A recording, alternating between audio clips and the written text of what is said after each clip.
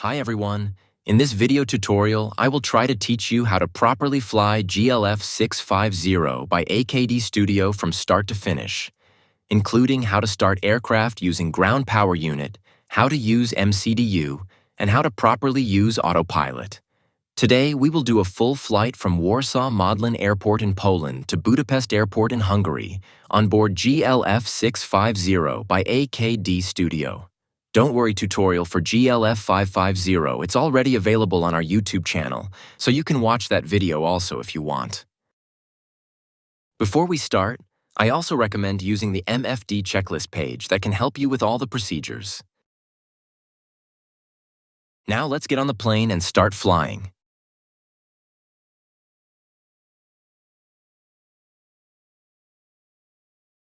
We are now in the cold and dark mode. And first thing first, you need to make sure that all static elements are removed. To do this, go to EFB, select Ground Services, and select Static Elements page. Here you can remove all static elements.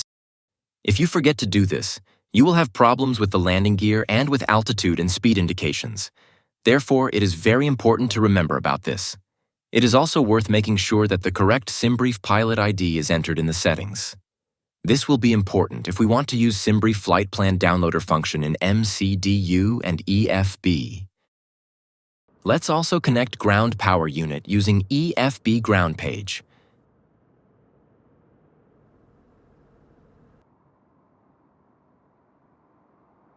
The startup process will begin by switching the emergency power to ARM mode.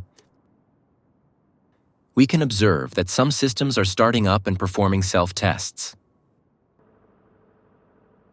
Now we can select left and right batteries.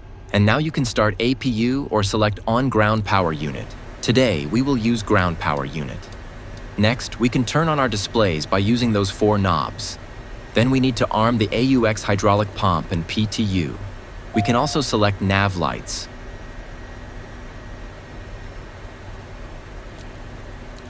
We also need to turn on fly-by-wire flight controls, batteries, UPS, and EBHA. These batteries have enough energy to maintain the fly-by-wire system for about 30 minutes in the unlikely event of a failure of other fly-by-wire power supplies. Then we can perform all the tests on the overhead panel. Remember that if you are starting the airplane using APU power, you need to perform the APU fire test before starting the APU.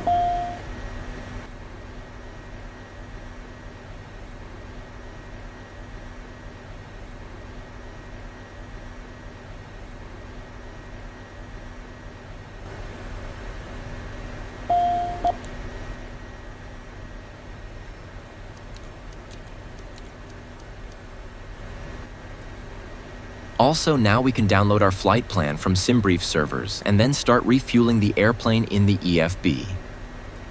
Also, in EFB flight plan page, you can also check your meter. Also, you can print this meter in the onboard printer.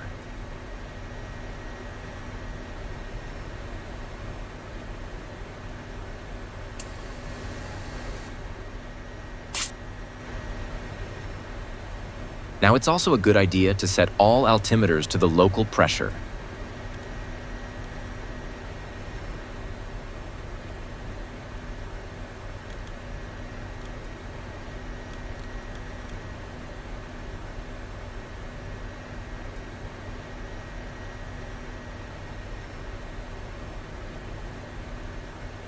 We can now begin programming the MCDU, the flight plan, and all the required performance data. To insert the flight plan, you can either use the Simbrief integration in the MCDU to download it directly from the servers or input the flight plan manually. Let's go with the easier method first and use the Simbrief integration in the MCDU. In a moment, I will also show you how to enter the same flight plan manually. MCDU programming starts with selecting a position. We have 3 to choose from. The last saved position, the position of the nearest airport, and the position from GPS. I will select the position from GPS. Then we can go to the flight plan page. On the flight plan page, you need to navigate to the datalink flight plan page. Then, insert the flight plan number, which can be found on the EFB flight plan page. Once entered, select Send Request. After approximately 7 seconds, Your flight plan will be ready, and you can load it into your active flight plan.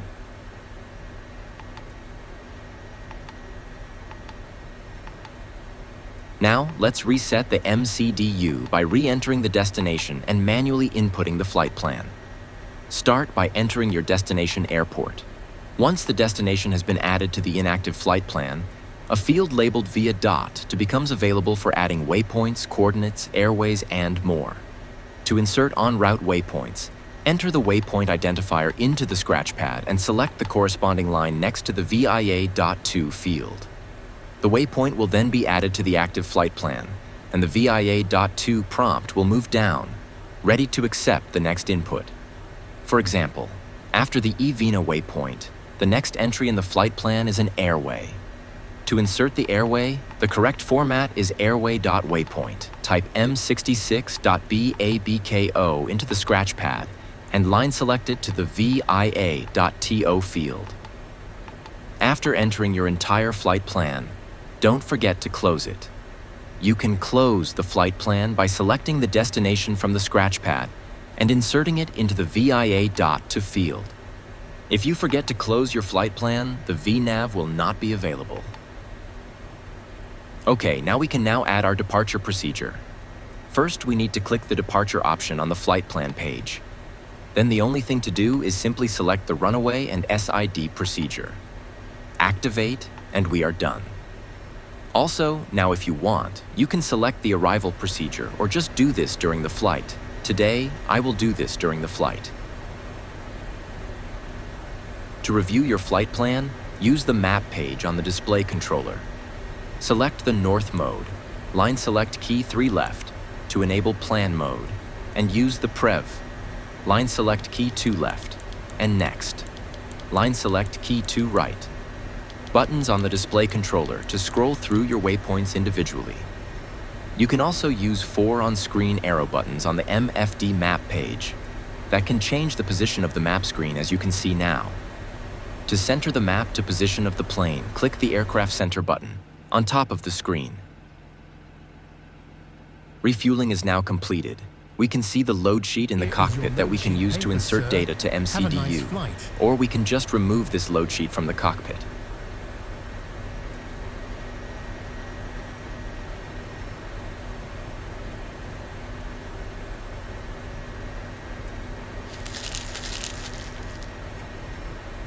Okay, we can start our performance calculations in MCDU.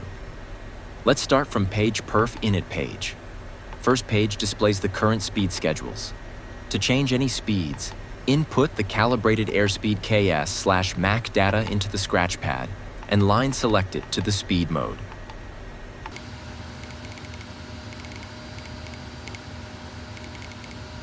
Speeds and restriction limits are set using the Departure and Approach page. The data is used to compute FMS speed commands during approach and departure. We will keep all the default. The third page of the Performance Init page contains the step climb increment that is used for performance planning, fuel reserve, and taxi fuel before takeoff and after landing. The fourth page of the Performance Init page contains the following: transition altitude, speed altitude limit, initial cruise altitude, ISA deviation, cruise winds.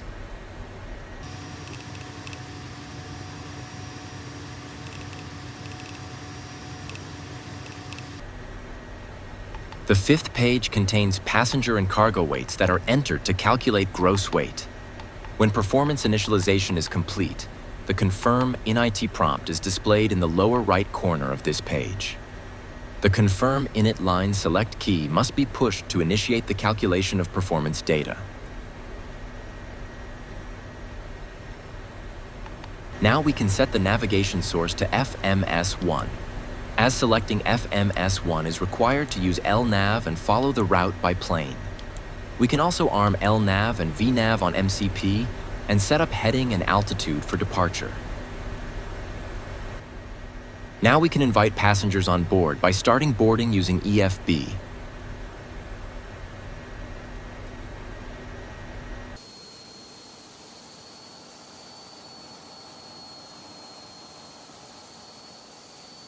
Also, now it is a perfect time to do takeoff performance calculations.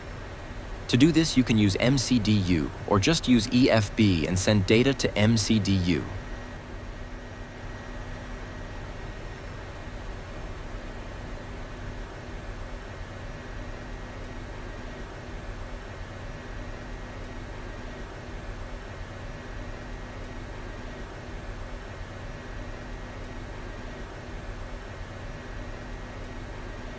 I will also set up my map page. We can turn on airports to be displayed on map.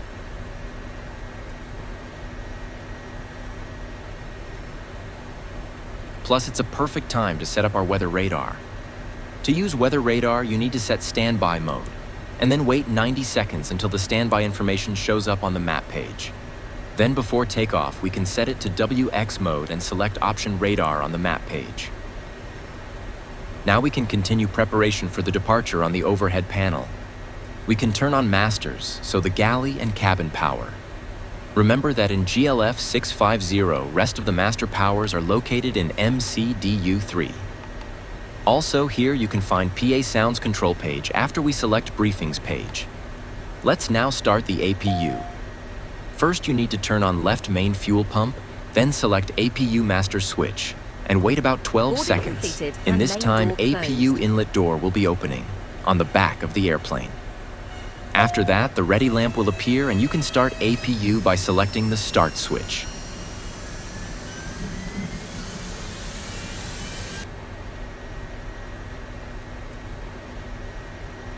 APU generator should turn on automatically. Let's now turn off GPU generator and also disconnect the ground power unit and remove chocks in EFB.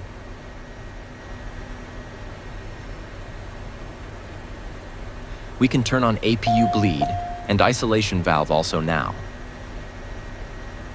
We are now ready for engine start procedure. Let's select beacon light on and start a safety demonstration for our passengers. I'd like to familiarize you with this aircraft. Please use caution when approaching the aircraft and be aware of static voice. To start engines, we first need to turn on master start switch on, and then start right engine first, then left one. Please observe the seatbelt and no smoking signs. Fasten your seatbelt. At exactly 25% of N2, we can turn on fuel to engines.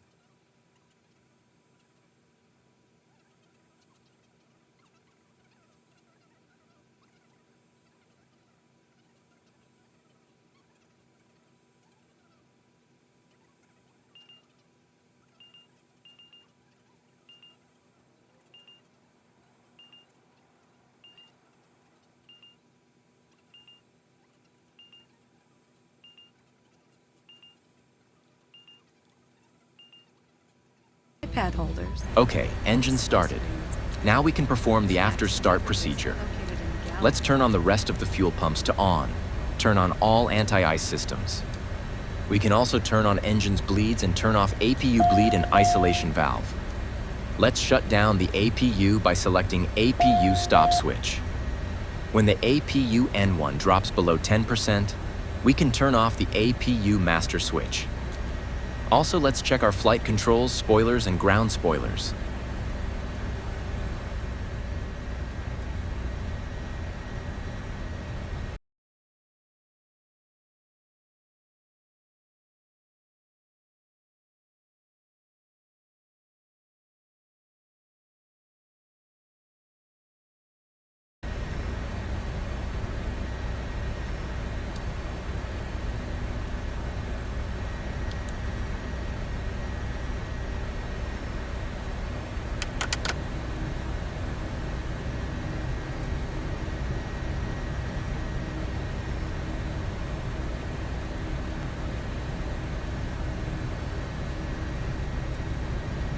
Okay, we are ready. Now we can turn on taxi lights and start taxi procedure.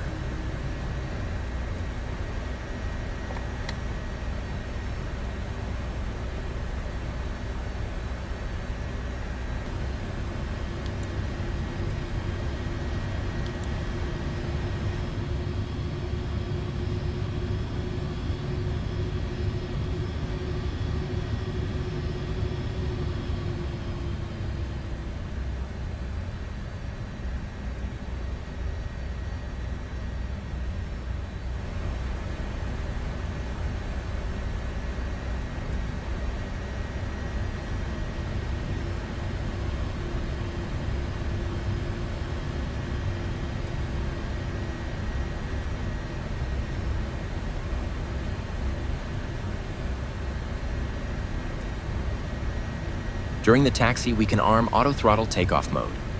We can do this in 3 different methods. 1, we can use button on throttle. 2, we can use hidden click spot on MCP panel. 3, we can use custom command that we can assign to our throttle, for example.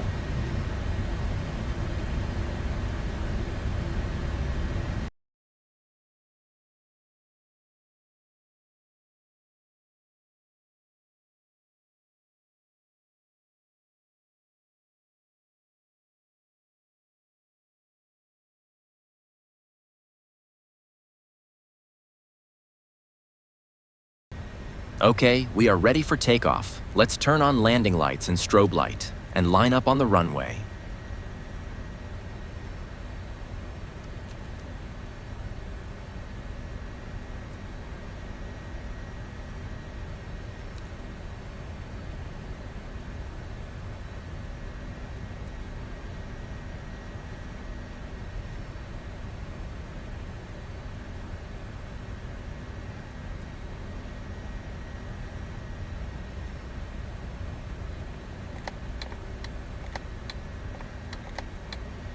Oh, I almost forgot about TCAS.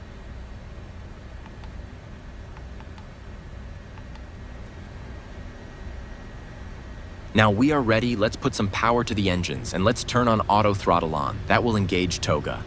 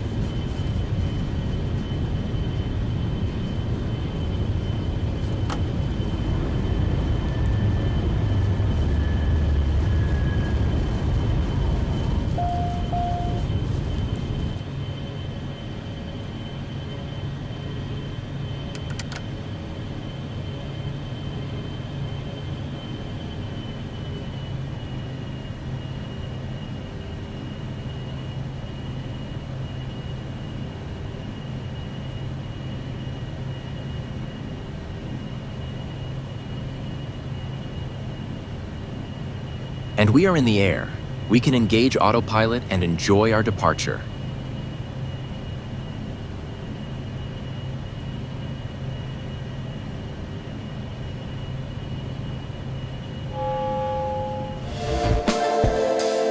Also, I set the initial altitude to 6,000 feet on the MCP, so aircraft will level off at 6,000 feet.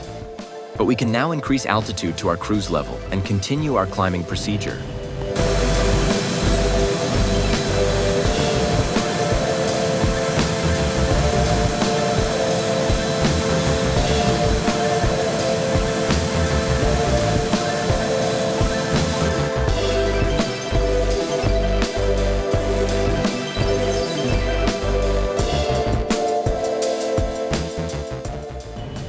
Aircraft is now flying in FMS speed mode. If you want to override the FMS speed and manually control speed, the only thing to do is to select the button under the speed window on the MCP.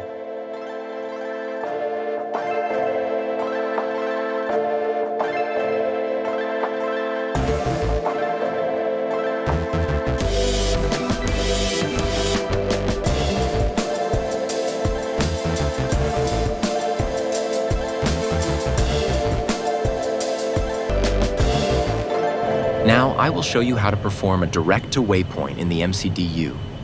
All you need to do is navigate to the DIR page and select the waypoint you want to go directly to. If the waypoint is not in the flight plan, enter the waypoint identifier into the scratch pad and press Line Select key 1 left.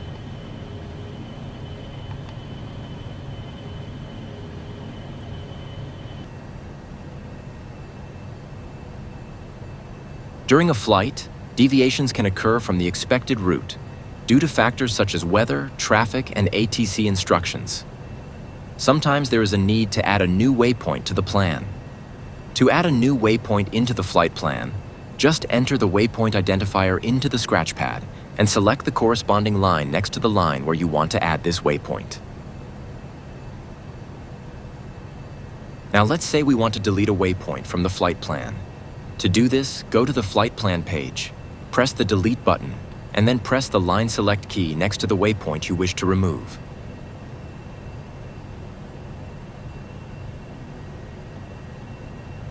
If you want to add a holding pattern to the flight plan, navigate to Nav Index page 1 and select Patterns, and select the waypoint you want to do a holding pattern. When Activate is selected, the holding pattern is entered into the active flight plan. To clear the hold, press the LSK adjacent to the Clear prompt. When Clear is selected, the FMS does not insert the holding pattern into the active flight plan. After a holding pattern is activated, the holding pattern page changes to include a delete prompt. Selecting the delete prompt will cancel the holding pattern and remove it from the active flight plan.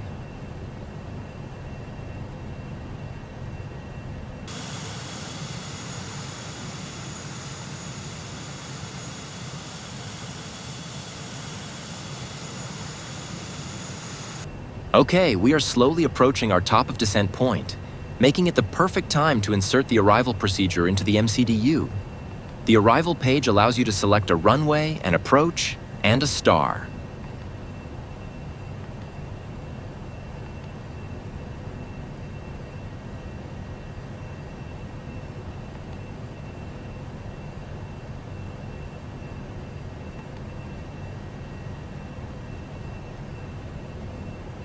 Once selected, we can insert the procedure into the flight plan by clicking Activate. Additionally, we can review the procedure on the ND map page.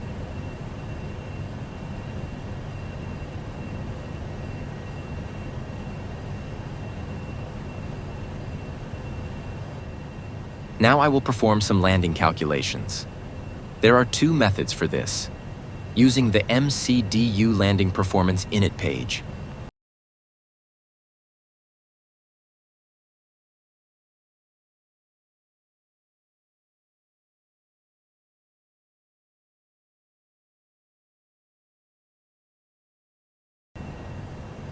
or the EFB Performance page.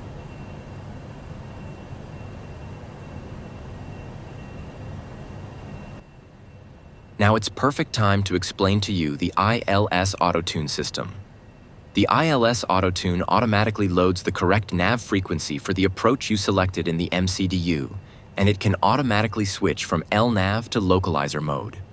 So if we select the ILS approach procedure in MCDU, aircraft will automatically, about 50 miles before the airport, tune the correct ILS frequency and course for the selected runway. Of course, we can also disable the ILS Autotune in the MCDU radio page and manually set the correct ILS frequency and course for the selected runway. To set the correct course without changing the nav source, if we are an FMS1 nav source, just use Preview mode. That mode will show you in a small window course for NAV1 or NAV2 source. The ILS Autotune includes a feature which will automatically switch from FMS1 nav source to NAV1 or NAV2. Switching will disengage VNAV and engage vertical speed mode, with glide slope armed. I will show you everything in the second. Now we are approaching top of descend. To start descend automatically in VNAV mode, simply lower the altitude on the MCP, and aircraft will start descending automatically.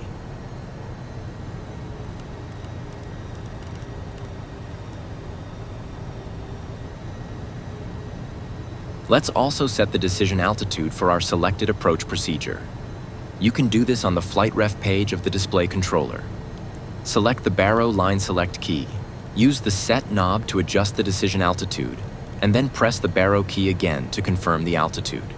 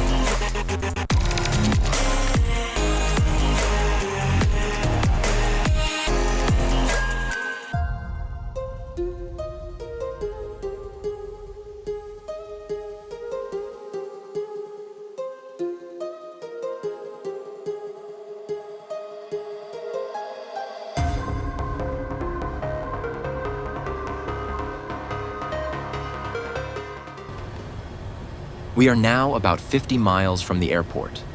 The ILS Autotune has automatically set the correct course and ILS frequency, and it has also activated the preview mode on nav1. Of course, you can verify everything against your airport chart to ensure that all settings are correct and that we are fully prepared for the approach. Remember, the Autotune feature works only for ILS approaches, and only if the ILS approach has been selected in your MCDU.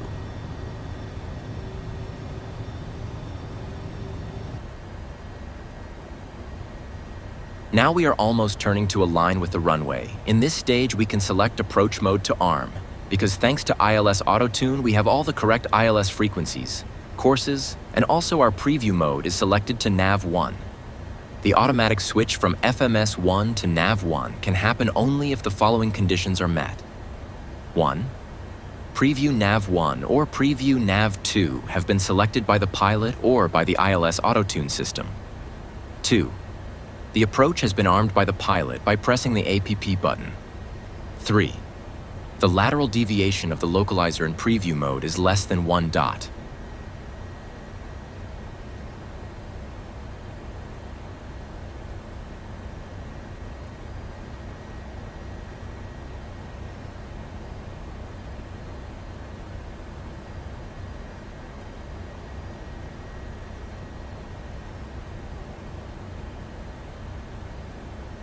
Okay, we can set the flaps to 10. The aircraft will automatically reduce its speed to 180 knots. You can adjust this speed in the departure and arrival speed section on the Perf Init page if needed.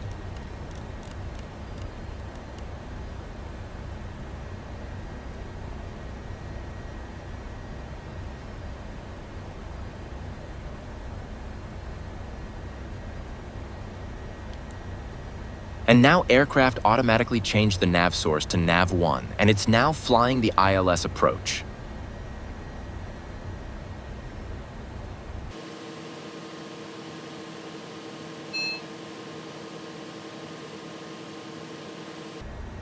We can now select flaps to 20 and select landing gear down.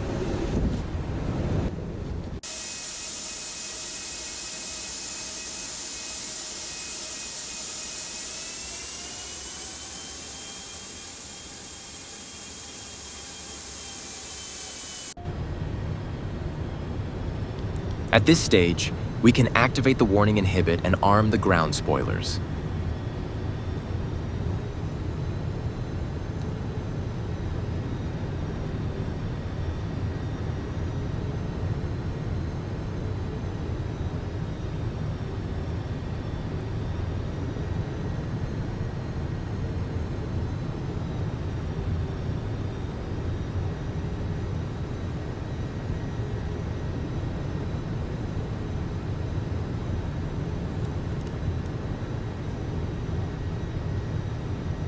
Let's set flaps to 39, and we are ready for landing.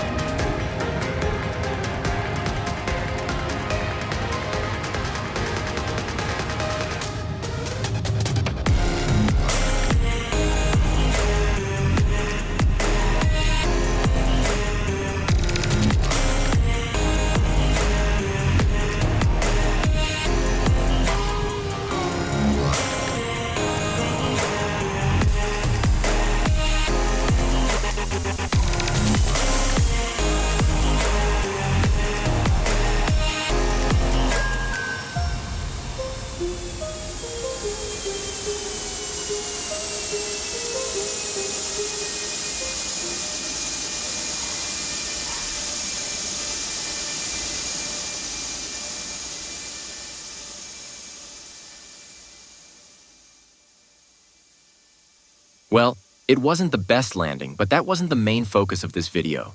Thank you to everyone who made it to the end. I hope I was able to help and give you some tips on how to fly this plane. A big thank you to everyone for supporting AKD Studio. See you in the next video. Have a nice day.